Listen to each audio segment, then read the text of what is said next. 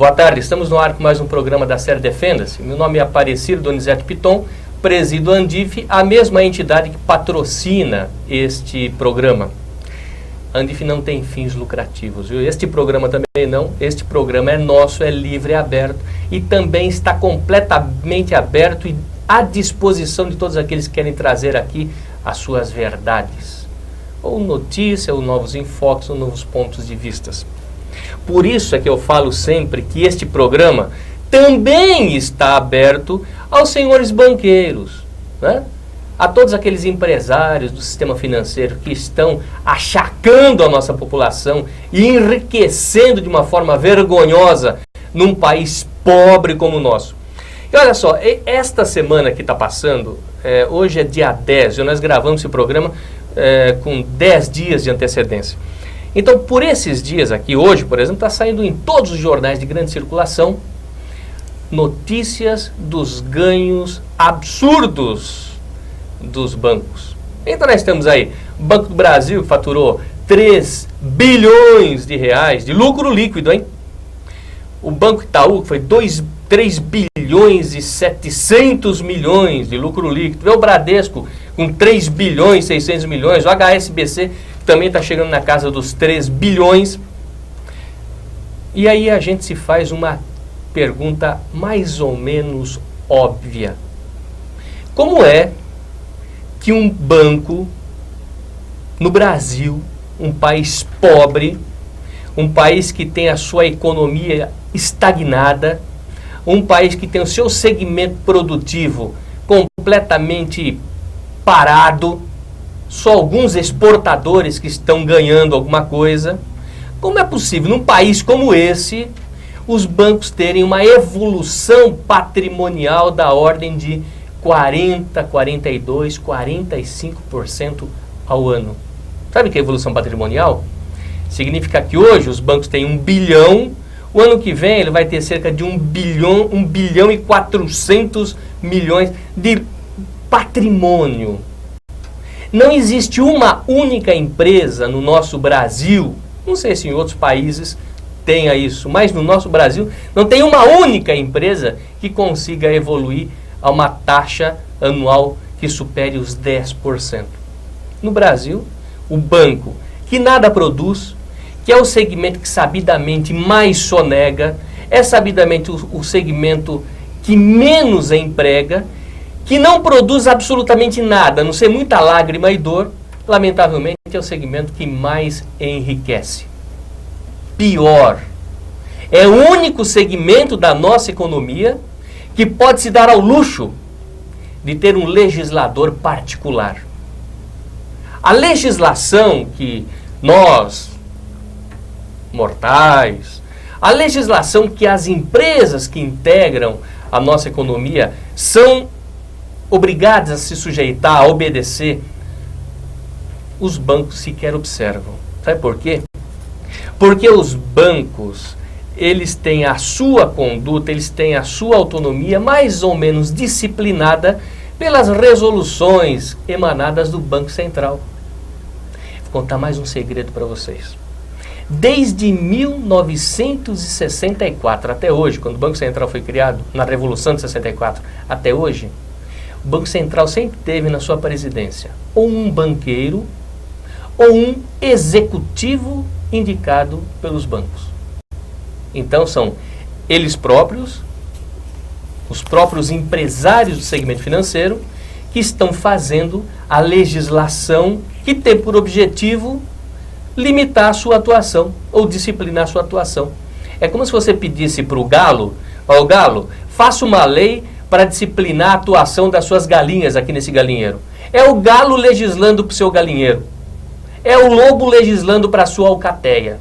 Existe alguma possibilidade da gente proteger a população da ganância, da usura, dessa falta de vergonha que está aí nesse mercado e que não dá a menor pista de que vai desaparecer? Se a própria população ou se o poder legislativo não faz absolutamente nada para disciplinar a atuação dessas empresas? Então a gente fica se perguntando, os bancos diariamente dão notícias de uma alta inadimplência. Dizem que as taxas de juros que estão sendo cobradas hoje é em função da alta inadimplência. Agora, escuta, como é possível uma empresa trabalhar com uma tão alta e absurda inadimplência e ter lucros desta monta? Ter uma evolução patrimonial de 40% ao ano, ter lucros de 3 bilhões, 3 bilhões e meio daí para frente ao ano. Sabemos que quando os bancos falam, olha, é lucro líquido, significa que é aquele lucro que não pode absolutamente ser escondido. Aquilo teve que ser declarado, aquilo teve que ser contabilizado. Mas nós temos outras questões aí por trás disso daí. Outras fontes de lucratividade dos bancos, além dos juros. Em 1996, se não me falha a memória, aliás, com relação à data e número, vocês fiquem muito espertos, porque minha memória sempre falha. Mas por volta de 1996, quando nós tivemos o Fernando Henrique que acabou com a ciranda financeira, foi aquele negócio de implantação do real, aquela coisa toda, os bancos até então tinha o seu lucro garantido com a ciranda financeira. A partir de então, eles começaram a alegar que a lucratividade do setor havia caído de forma abrupta. Muito bom. Começaram a pleitear junto ao governo, aliás, governo que ele próprio sustenta, através de recursos financeiros, começou a pleitear a liberação das taxas de serviços prestados. Aí ficou uma situação assim. Até aquela data, nós tínhamos o Banco Central dando um limite para que os bancos cobrassem taxas por serviços prestados à população. A partir daí, os bancos passaram a ter um piso. Quer dizer, o Banco Central fala, olha, você pode cobrar no mínimo R$10 por essa operação. Mas quanto é o máximo? Ah, não, o máximo é o mercado que regula. Então você pode cobrar o quanto que você quiser. Mas olha, você preste muita atenção, senhor banqueiro, porque se você começar a cobrar muito, a concorrência vai afastar os clientes do seu banco. Você acha que isso é possível? Eu sei que é impossível, você sabe que é impossível, e aqueles calhordas que liberaram isso daí também sabem que isso daí é impossível. Então hoje nós temos a seguinte realidade. Os bancos, só com taxas por serviços prestados, chegam a pagar 2 folhas de pagamento e meia. Você sabe qual é a matéria-prima do banco? É dinheiro. Sabe qual o custo que o banco tem? É com mão de obra. Se o banco paga 2 folhas de pagamento e meia só com taxas por serviços prestados, e às vezes sequer foram prestados, você imagina que tudo aquilo que sobra é lucro. E é por isso que os bancos têm, assim, esses lucros absurdos anualmente. Aqueles que dizem, tem até uns palhaços que andam falando aí, que a gente boicota advogados de virem aqui no nosso programa. Que às vezes a gente dá preferência a um profissional de uma outra área, e os nossos colegas advogados, porque eu também sou advogado, a gente impede que venha aqui no nosso programa. Quem fala isso daí nunca veio aqui no nosso programa, nunca entrou em contato com a gente para participar do nosso programa. Aqueles que entram, participam sempre. E nesta tarde nós trouxemos aqui a doutora Sueli, uma colega nossa, uma advogada. Doutora Sueli, muito boa tarde. Boa tarde. Obrigado por ter vindo. Eu que agradeço. A doutora Sueli, ela estava nos contando que ela tem uma cliente que passou por um problema, está passando por um problema simplesmente assintoso. Doutora Sueli, coloca para a gente exatamente o que foi que aconteceu. Infelizmente, o brasileiro, não que ele tenha se acostumado com essa taxação que os bancos cobram diariamente nas contas correntes dos correntistas, tanto como pessoa física como pessoa jurídica, né? Que, como o Donizete falou há uns minutos atrás, essas taxas que são hoje cobradas vergonhosamente pelos bancos, e cada instituição financeira tem um preço, tá?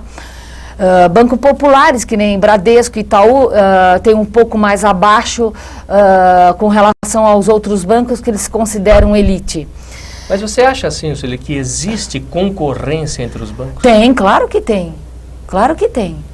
Mas você acha que a concorrência, porque hoje os bancos, o sistema financeiro hoje é um grande cartel. Exato. Sabe? Então, entre eles, você imagina que eles alegam, por exemplo, que as taxas de juros que o Itaú, por exemplo, cobra, é semelhante a que o Bradesco cobra, semelhante ao HSBC, semelhante ao Unibanco, semelhante aos 183 bancos que existem no Brasil. Eles se concorrem entre si. Não é verdade, eles se concorrem entre si. Antigamente, quando você tinha interesse em fazer a abertura de uma conta, ou seja, pessoa física ou pessoa jurídica, você ia até o banco, você escolhia o banco. Hoje, o gerente de banco, ele quem procura o cliente. A coisa mudou. Você acha que a concorrência ficou mais acirrada? Exatamente. Hoje existe uma concorrência. Então, o gerente, eles direcionaram gerências, tá? Pessoa física, pessoa jurídica, etc. Aliás, então, tem até empresas terceirizadas fazendo busca de clientes para trazer para os bancos. Então, eles te oferecem, por exemplo, que nem eu fui recentemente assediada pelo Itaú, a senhora me traz a sua conta para o meu banco e eu não vou te cobrar tarifas bancárias durante 6 meses. Então, quer dizer, é um atrativo. É um atrativo. Né? Então, e as taxas de juros são mais vantajosas, menos vantajosas? Mais ou menos equiparadas. Mas os bancos hoje, eles se concorrem entre si, com certeza. Quer dizer, um está tentando tirar cliente. Exatamente, não tenha dúvida. Mas olha só, Sueli, nós estamos hoje, o nosso país hoje, a situação econômica é mais ou menos a seguinte. 68% da população brasileira está na linha da miséria, ganha menos do que 2 salários mínimos. Piso salarial. Esses aí não são clientes em potencial para banco. Não interessa. Daí para frente nós temos um escalonamento. Um é 4 salários mínimos, outro 6 salários mínimos, enfim. Até 1% da população ganha acima de 10 salários mínimos. Os bancos eles estão fazendo assim, uma propaganda maciça para atrair clientes de todas as classes sociais. Mas eles sabem que aquele sujeito que ele está tentando trazer para o banco não vai pagar, não vai trazer dinheiro para lá. Você acha que eles estariam de olho nas taxas de serviço que eles estão de a olho população a pagar? Para você ter uma ideia, eu administro condomínio, então as folhas de pagamento nós abrimos para o empregado não ter que se deslocar do local de trabalho e até o banco receber, etc. Então, esses bancos, cria-se a conta do trabalhador. Eles sabem que o trabalhador não vai dar lucro nenhum, mas vai trazer taxas bancárias. Porque, inclusive, eles até ofertam um atrativo do banco, eu te dou um limite de cheque especial, então, em cima disso daí, o trabalhador é óbvio que ele vai usar no momento de aperto, um supermercado, um filho que precisou de um remédio naquele mês, então ele vai ficar devedor. Então, em cima disso que o banco vai ganhar em cima desse trabalhador.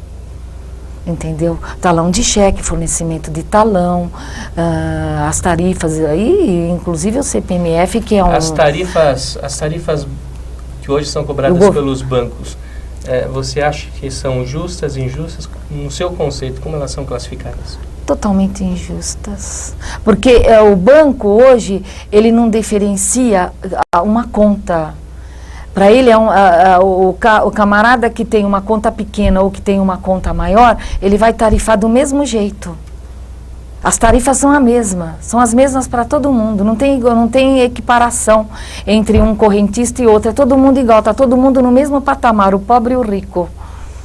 Agora, é uma injustiça para quem tem uma conta pequena, como eu, né, na parte pessoal, sofrer tarifas bancárias por eu ter uma situação que fiquei praticamente 3 ou 4 dias descoberta e eles me tarifarem quase em torno de 120% em cima de um saldo devedor. Conta pra gente como isso aconteceu. Eu tenho essa conta pessoal numa agência do Bradesco.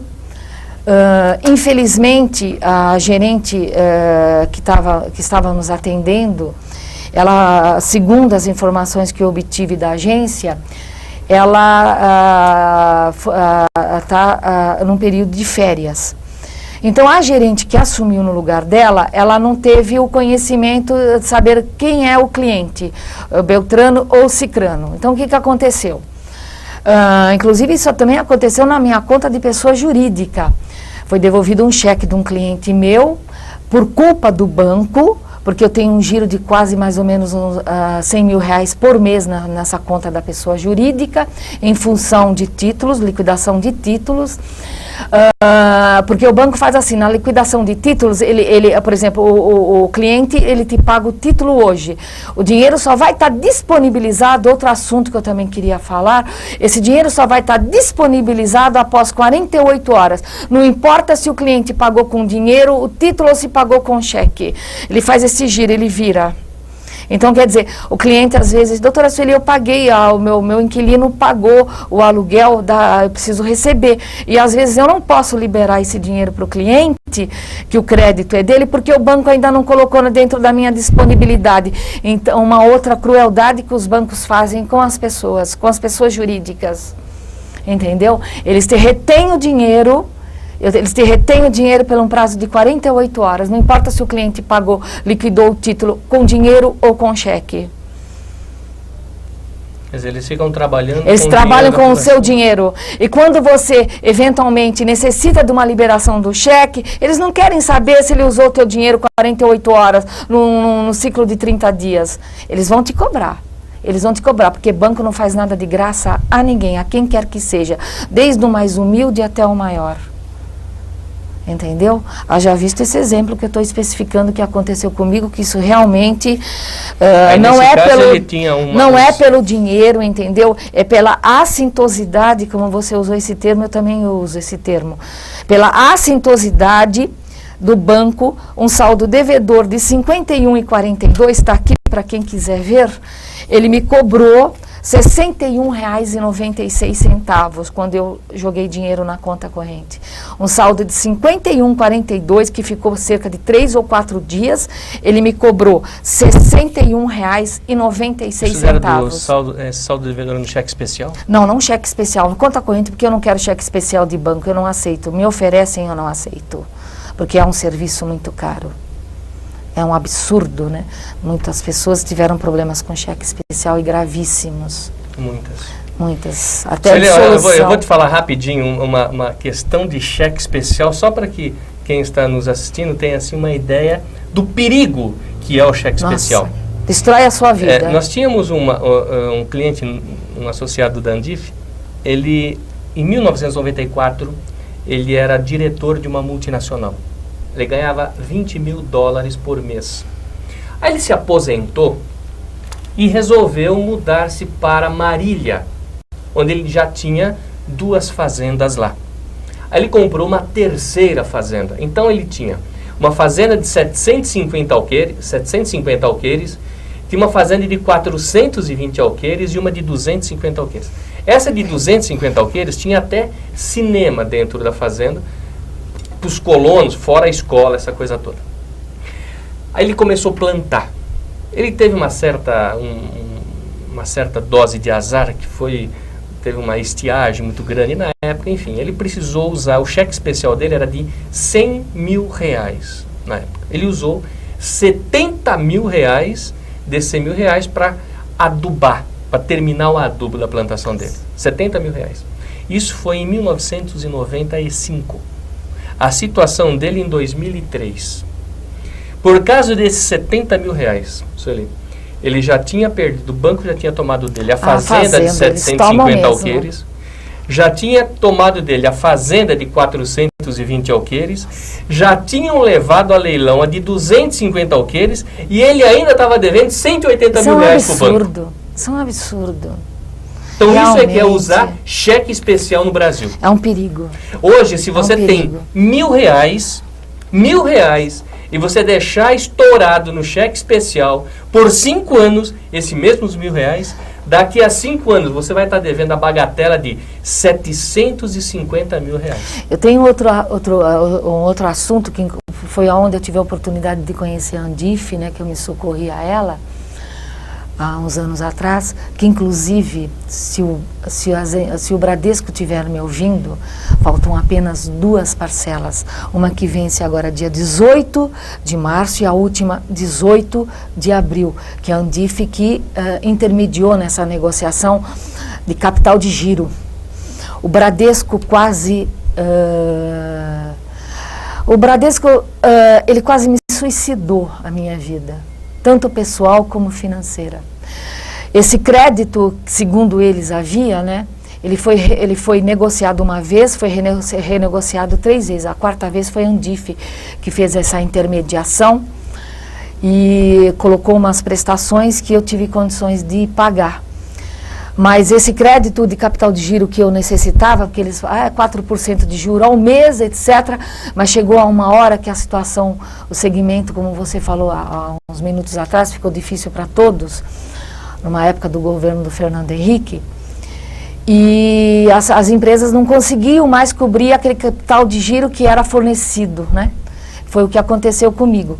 Eu fiquei devendo em torno de quase 100 mil reais, hoje, graças a Deus, eu não devo nada a ninguém, mas isso me custou um preço muito alto. Eu tive problemas de saúde, hoje eu sou uma pessoa com hipertensão grave, enfim, foi o que resultou dessa situação. E isso tudo envolvimentos, porque o gerente ele é muito bonzinho, enquanto você, ele vê a possibilidade, porque ele é treinado para isso, ele vê a possibilidade de você dar lucro para ele, e ele vai te liberando cheques, mas a partir do momento que os cheques, agora eles dizem um prazo de 15 dias, depois de 15 dias se você não cobriu aquele saldo devedor, mas vai aparecer crédito na conta, ele te puxa o tapete. Só que quando ele te puxa o tapete, ele te derruba de uma vez. E o que você tiver, inclusive, de patrimônio pessoal, vai tudo embora, como você citou, esse fazendeiro. E eu tive a oportunidade também, que eu tenho muito contato lá na comarca de Fernandópolis, e você sabe que aquelas terras são muito caras, hoje está 30 mil reais em torno ao alqueire.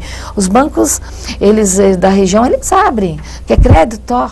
Só que se você não pagar, a tua lavoura não der o lucro que você precisa ter para cobrir o banco, você perde as suas terras. Não, aliás, isso daí você perde teu patrimônio. Um patrimônio que às vezes vem até de bem de herança de família, né? Enfim, eles tomam mesmo e eles são impiedosos.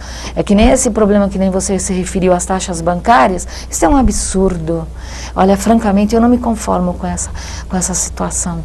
Não é o problema do fator de 100 reais, 200 reais, é o problema que eu sofro essa violência, mas isso é uma nação que está sofrendo, é uma nação.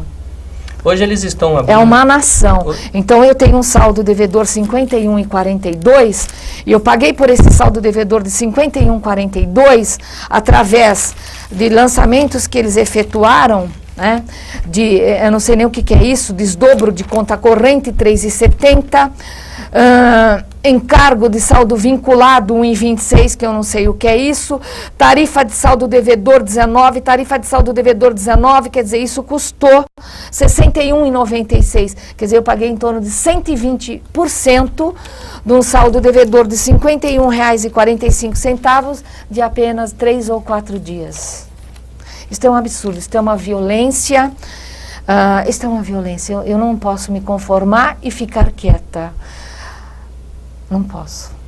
Porque eu estou defendendo também os interesses de todos os brasileiros, né? Que sofrem essa violência todo dia em suas contas correntes. O que você acha que vai começar? O que você acha que vai começar a acontecer agora, Sueli? Que eles estão buscando clientes das camadas mais baixas, que não tem recurso algum nenhum para ter conta corrente, porque a forma como eles cobram as pessoas que têm conta corrente é para tirar tarifa bancária, ou o governo também está incentivando, porque cada saque ou cada cheque que você emite você está cobrando, você está recebendo CPMF para o governo federal. Ali é um interesse bilateral, tanto do governo central como dos banqueiros. Porque ele não vai abrir uma conta pro coitado que está lá, que não tem o mínimo, ganha o piso salarial, que normalmente corresponde a 2 salários mínimos. É interesse do CPMF, e mesmo que o cara concorra no CPMF com 10, 15 reais, você já imaginou que bolo no final de cada... 186 milhões é de pessoas? Muito dinheiro. Você, é muito dinheiro. O Lula, ele começou a estimular a abertura de conta corrente para aposentados, abertura de CPMF, conta interesse corrente para de baixa CPMF. renda. Ele estava passando para a população que a abertura de uma conta corrente ou a inclusão bancária se equivalia à inclusão social. Você acha que tem alguma coisa a ver? Absolutamente, é interesses, encargos. Porque ali vai ter o CPMF. Mesmo se cada cidadão pobre nesse país tiver uma conta corrente e contribuir com R$5 por mês de CPMF, é uma verdadeira fortuna. Pois é, Sueli, você tem 30 segundos para você falar para os nossos espectadores o que você está pensando. O que eu estou pensando, e eu agradeço essa oportunidade inicialmente, né, da Andif, mais uma vez, ter me dado essa oportunidade para eu falar sobre essa violência que os bancos fazem com os correntistas. Isso é todo dia, né? Todo dia, quando nós vamos conciliar a conta corrente, nós temos surpresas. E aqueles que não conciliam diariamente, não? Deve ser triste. Quando vai ver, ele está com uma dívida grande, né? Então, eu agradeço essa oportunidade de falar e denunciar. E as pessoas que não fiquem quietas, que denunciem. E que o governo central, através do Lula, né, que a gente achava que seria um presidente que fosse mexer em todo esse sistema financeiro, infelizmente nada fez. Nada fez, o resultado está aqui. Uma pessoa que tinha um saldo devedor de R$ 51,45, 3 ou 4 dias, foi taxada R$ 61,96, em torno de quase 120%. Então, você, Lula, que o povo acreditou em você, por favor, verifique para o seu presidente do Banco Central, se você não sabe, existe a resolução número 2303, datada do ano de 1996, que criou essas tarifas bancárias e que os bancos aproveitaram essa situação e criaram esse universo de tarifas bancárias. Então, Lula, a população exige isso de você, viu? Porque você foi um cidadão igual a nós. E hoje você é presidente da República. Então nós exigimos essa cobrança, nós te cobramos essa situação. Verifique essa resolução 2303, que assalta diariamente as contas correntes das pessoas menos favorecidas e também dos mais favorecidos. Só que quem sofre mais com essas taxações dessas tarifas bancárias são as pessoas pobres, como eu, que sou uma profissional idônea, pago os tributos, viu, Lula? Recolho pago, contribuo, não sou sonegação, não faço sonegação, contribuo, e todo dia estou sendo roubada pelas instituições bancárias através dessa resolução 2303, lançada em 1996 pelo governo Fernando Henrique Cardoso. Rever essa resolução, nós te pedimos. Obrigada. Pois é, Sueli, muito obrigado por ter vindo. Eu que agradeço. E esse desabafo que a doutora Sueli fez no ar é aquilo que está atravessado na garganta de todo brasileiro. Cada um. Lamentavelmente. Não tem essa oportunidade. Pois é, lamentavelmente. A gente elege esses homens públicos, quer seja em todos os níveis, federal, estadual, municipal. Depois de eleitos, eles se distanciam dos seus discursos de palanque e começa a fazer o mesmo jogo dos governos anteriores. Lamentavelmente, o Lula se esqueceu das suas origens, o Lula se esqueceu que o sistema financeiro é o grande cancro que nós temos hoje no Brasil, inviabilizando o crescimento da nossa economia, que gera emprego, que paga impostos, enfim, que poderia diminuir esse bolsão de miséria que nós temos hoje no Brasil. Até a semana que vem com mais um programa da série Defenda-se.